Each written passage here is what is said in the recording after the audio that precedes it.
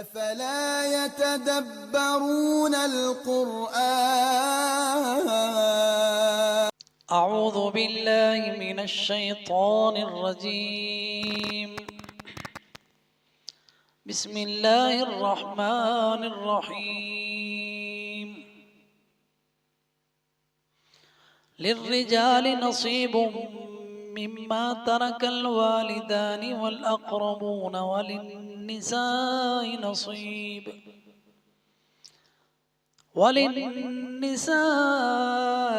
نصيب مما ترك الوالدان والأقربون مما قل منه أو كثر نصيبا مفروضا. وإذا حضر القسمة أولو القربى واليتامى والمساكين فارزقوهم منه وقولوا لهم قولا معروفا. وليخشى الذين لو تركوا من خلفهم ذرية ضعافا خافوا عليهم فليتقوا الله وليقولوا قولا سديدا.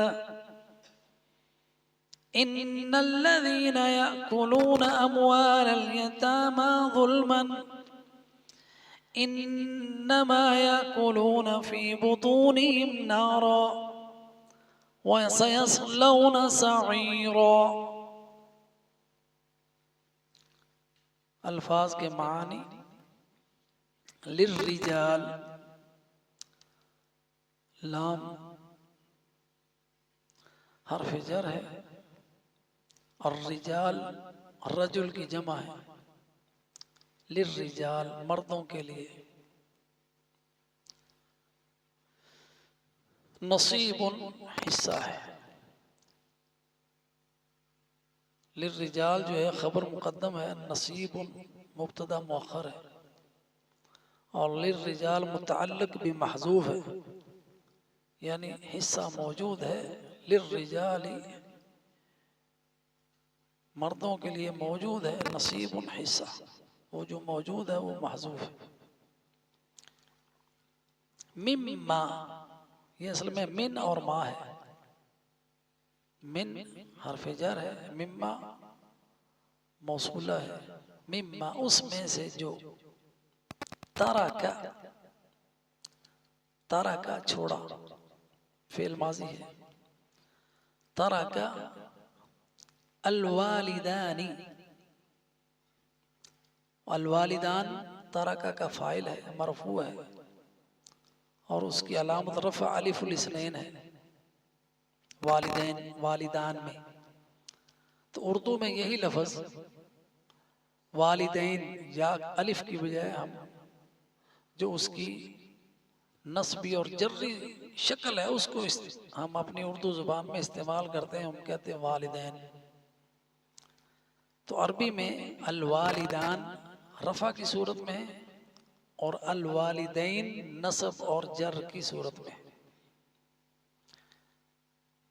ترک الوالدان جو چھوڑا والدین نے، والاقربون اور قریبی رشتہ داروں نے. واو عطف ہے اور اقربون معطوف ہے الوالدان کے اوپر. وللنساء اور عورتوں کے لیے. اب پہلے جیسے للرجال تھا اس کے اعراب اسی طرح ہوں گے. وللنساء اور عورتوں کے لیے نصیب حصہ ہے، مما اس میں سے جو ترک چھوڑا، الوالدان والدین نے، والاقربون اور قریبی رشتہ داروں نے. اور یہاں پہ اقربون کا صیغہ اللہ نے استعمال کیا اور اس میں حکمت ہے. قریب نہیں کہا کہ قریبی، کیونکہ سارے قریبیوں کا حصہ نہیں ہے، سارے رشتہ داروں کا حصہ نہیں ہے. اقرب صیغہ مبالغہ ہے، جو بہت زیادہ قریب ہیں، جو وراثت میں حصے دار ہیں، ان کا حصہ ہے، وہ مرد ہوں یا عورتیں ہوں. تو یہ جاہلیت میں اسلام سے پہلے وراثت کا یہ ہوتا تھا کہ جو بھی بڑا تھا گھر کا فرد وہ سارے کے سارے مال پر قبضہ کر لیتا تھا، عورتوں اور بچوں اور یتیموں کے لیے کچھ نہیں چھوڑتا تھا، جس کے ہاتھ میں جو آیا بس وہ اس پہ قابض ہو گیا، چھوٹے بچے عورتیں ان کے حصے میں کچھ نہیں آتا تھا۔ تو یہاں اللہ سبحانہ و تعالیٰ نے دونوں کو کہا یہ حصے داری میں برابر ہیں، دونوں کا حصہ مقرر کر دیا کہ دونوں کا حصہ ہے، یعنی کہ عورتوں کو محروم کر دیں، یتیموں کو چھوٹے بچوں کو محروم کر دیں۔ اس لیے فرمایا جو والدین اور قریبی رشتہ دار چھوڑ کے جائے ہیں مردوں کا بھی حصہ ہے اور عورتوں کا بھی حصہ ہے۔ مما قل منہ او کثر، مما اس میں سے، یہ وہی من اور ما ہے، جو قل تھوڑا ہو، منہ اس میں سے بھی، او کثر اور زیادہ ہو اس میں سے بھی، یعنی جتنا بھی مال چھوڑا وہ تھوڑا ہے یا زیادہ وہ تقسیم ہوگا۔ یہ نہیں کہ بھئی اب ایک گھر ہے اس کا ہم کیا کریں، یہ ایک دکان ہے اس کا کیا کریں، جو بھی چھوڑا ہے سب کا حصہ ہے، اس کی قیمت لگائیں، اگر کوئی رکھنا چاہتا ہے اس کی قیمت دے دے، باقیوں کو حصے دے دے، اپنا حصہ بھی وصول کر لے اس میں سے، اور باقیوں کا جو جو حصہ بنتا ہے دے دے۔ اللہ پر بھروسہ رکھے، اللہ تو دوسروں کا حق نہ کھائے، وہ مال تھوڑا ہو یا زیادہ ہو، قلہ تھوڑا ہو قلیل سے، او کثر یا وہ زیادہ ہو۔ نصیباً یہ مفعول مطلق ہے، نصیبن سے نصیباً، نصیباً حصہ، مفروضاً مقرر کیا ہوا، فرض کیا ہوا، یہ اللہ تعالیٰ نے جو مقرر کیے ہیں حصے وہ سب کے ہیں۔ وَإِذَا حَضَرَ الْقِسْمَةَ، اور جب تقسیم ہو رہی ہو اور تقسیم کے وقت حاضر ہو جائیں اولو القربا، قریبی رشتہ دار، خبر صاحب کو پہنچ جائے بھی تقسیم ہونا ہے، جو دور دراز ہیں وہ بھی آ جائیں، جتنے بھی رشتہ دار ہیں۔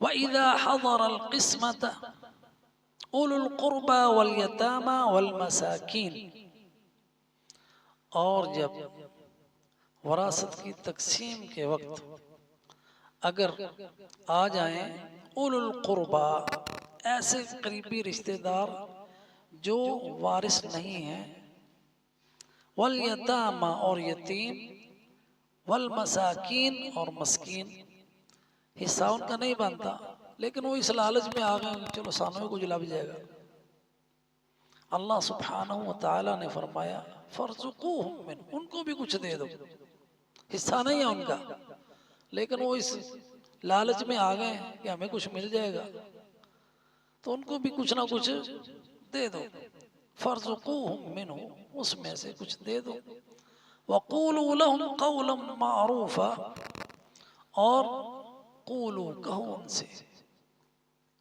لہم ان سے، قولاً بات، یہ مفعول مطلق ہے، قولاً معروف ہے اس کی صفت ہے، اچھی بات کہو، یعنی ان کو سمجھاؤ کہ بھئی یہ وراثت ہے، اس میں آپ کا حصہ نہیں ہے، آپ اس میں حصے دار نہیں ہیں، لیکن ان کی تاکہ وہ حسد کا شکار نہ ہو جائیں، تاکہ ان کے ساتھ آپ کچھ احسان کریں، یا تو ان کو کچھ دے دو یا اچھی طرح سمجھا بجھا کے ان کو واپس کر دو۔ وَلْيَخْشَى، اور ضرور ڈرنا چاہیے، واو عطف کا ہے، لام امر کا ہے، یخشا فعل مضارع ہے، مجزوم ہے، علامت جزمی حذف حرف علہ ہے، اور ضرور ڈرنا چاہیے، یہ معنی ہے اس کا۔ وَلْيَخْشَ الَّذِينَ، ان لوگوں کو جو لو ترکو، اگر وہ بھی چھوڑیں، من خلفہم، اپنے پیچھے، ذریتاً، اپنی اولاد، ذریت، ضعافاً، کمزور، خاف علیہم، ان کو بھی ڈر ہو ان کا، فَلْيَتَّقُوا اللَّهَ، فَلْيَتَّقُوا اللَّهَ، بس ان کو بھی اللہ سے ڈرنا چاہیے. فَلْيَتَّقُوا اللَّهَ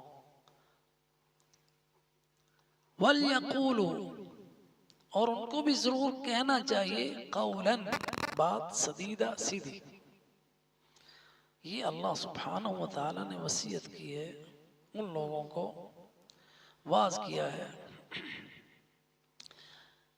اس میں دو پہلو ہیں اس بات کے.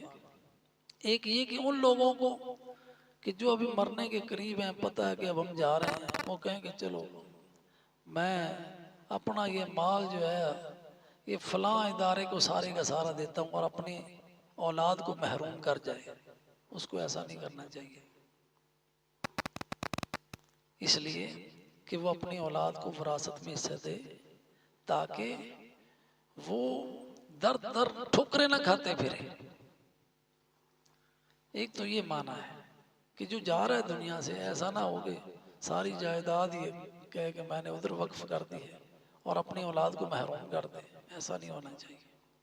اور دوسرا اس کا مطلب یہ ہے وَلْيَخْشَ الَّذِينَ لَوْ تَرَكُوا، اب وہ جو وراثت کو تقسیم کرنے والے ہیں، جو اولو الامر ہیں یا جو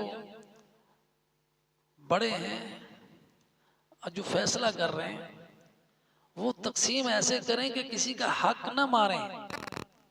اگر وہ تقسیم کر رہے ہیں تو ذرا وہ بھی سوچیں کہ اگر اس میت کی جگہ پہ اگر وہ ہوں اور ان کی اولاد چھوٹی چھوٹی اور چھوڑ کر جا رہے ہوں، کمزور ہوں، تو وہ اپنی اولاد کے بارے میں کیا چاہے گا؟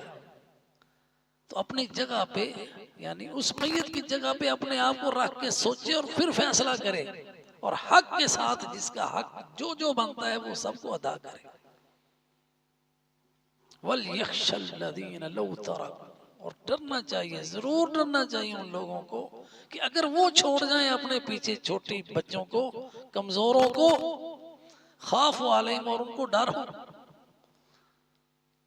جیسے جانے والے کو ڈر ہے، چلا گیا ہے، اب میری اولاد کا کیا ہوگا، ڈر ہوتا ہے نا بندے کو.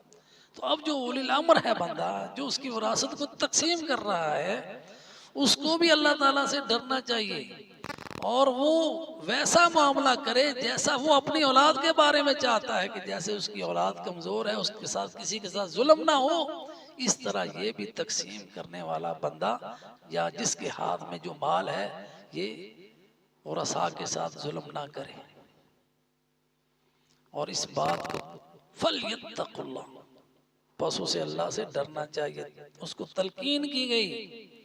فَلْيَتَّقُوا اللَّهَ امر ہے، لام الامر ہے، یتقون اصل میں تھا اور نون اس کا حذف ہو گیا.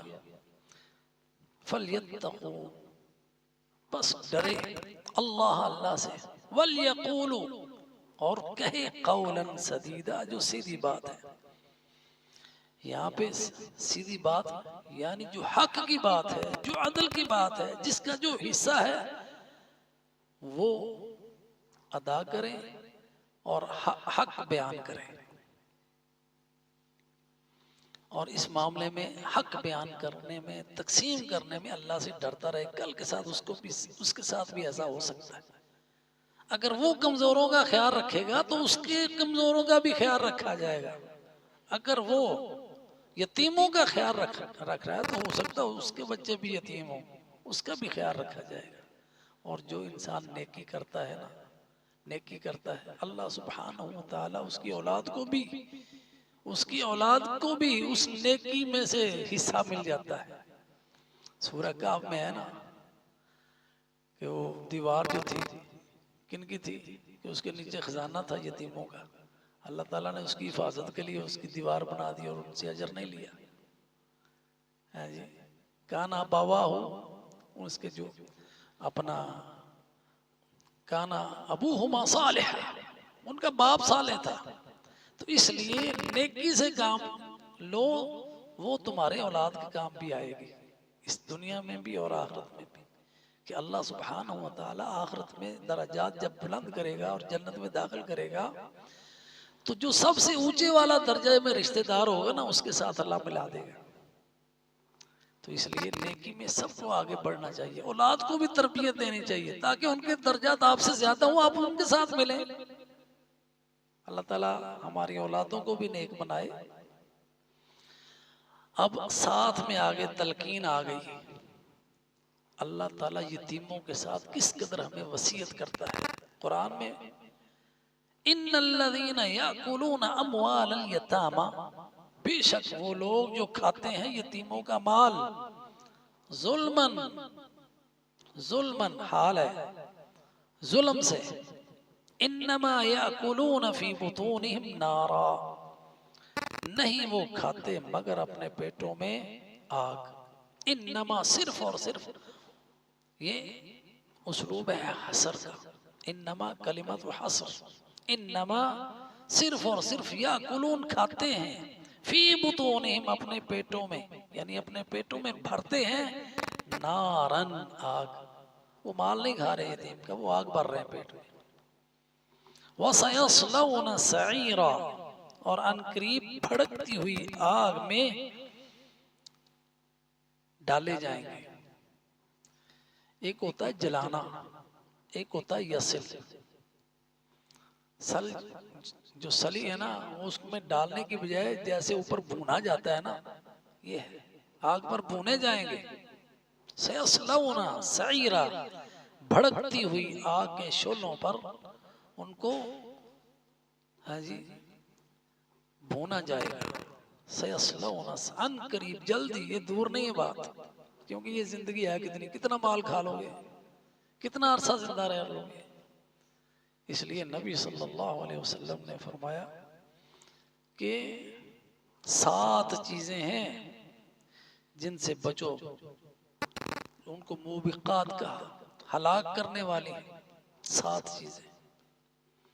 اس میں سب سے پہلی بات شرک ہے، دوسرا سحر ہے، جادو، تیسری بات جب دشمن آمنے سامنے ہو تو پیٹھ پھیر کر بھاگنا ہے، چوتھی بات یتیم کا مال کھانا ہے، پانچویں بات کسی عصمت والی پاکیزہ عورت پر جھوٹی تہمت لگانا ہے۔ تو یہ یتیم کا مال کھانا ان 7 امور میں سے ہے جو انسان کو ہلاک کرنے والے ہیں۔ تو اس کی قرآن میں بہت تاکید آئی ہے اس کے مال کو، یعنی اس کے مال کی حفاظت کرنے کی، جہاں پہ فضیلت ہے وہاں پہ اس کے مال کھانے کی تنبیہ ہے کہ مال نہیں کھانا، اور اس کے ساتھ اس نے سلوک کرنا ہے۔ فَأَمَّا الْيَتِيمَ فَلَا تَقْهَرْ، یتیم کو آپ نے قہر ہوتا ہے غصے سے کچھ کہنا، اور ایسا شخص اللہ نے فرمایا سورہ ماعون میں، أَرَأَيْتَ الَّذِي يُكَذِّبُ بِالدِّينِ، تم نے دیکھا ایسے شخص کو جو قیامت کے دن کو، بدلے کے دن کو جھٹلاتا ہے۔ أَرَأَيْتَ الَّذِي يُكَذِّبُ بِالدِّينِ فَذَلِكَ الَّذِي يَدُعُّ الْيَتِيمَ، وہی ہے جو یتیم کو دھکے دیتا ہے۔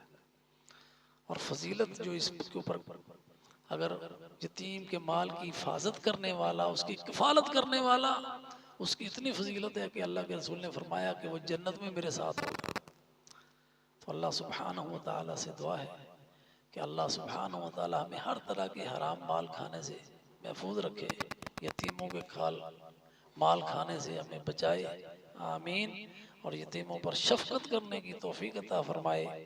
وآخر دعوانا عن الحمد للہ رب العالمین۔